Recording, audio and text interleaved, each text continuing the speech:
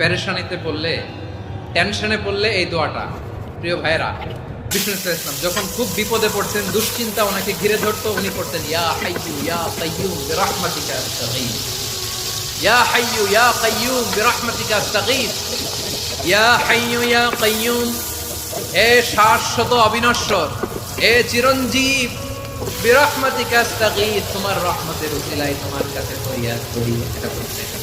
আবার আরেক বর্ণনায় এসেছে ইয়া হাইয়ু ইয়া কাইয়ুম বিরহমাতিকা আস্তাগীথ আসলিহ লি শা'নি কুল্লাহু ওয়া লা তাকিলনি ইলা নাফসি তারফাতা আইন। আসলিহ লি শা'নি কুল্লাহ, আল্লাহ আমার সবকিছু আপনি সেটেল করে দেন। আমাদের সব ঝামেলা সেটেল করে দিতে পারে কে? আমরা তো সেটেলমেন্টের জন্য ওএসপি সাহেবের কাছে যাই, ডিসি সাহেবের কাছে যাই, অমুক ভাইয়ের কাছে যাই, তমুক ভাইয়ের কাছে যাই। এই দোয়া পড়লে আরশের উপর থেকে আপনার ম্যাটার সেটেল করে দিবে কে? তাহলে পড়বেন ইয়া হাইয়ু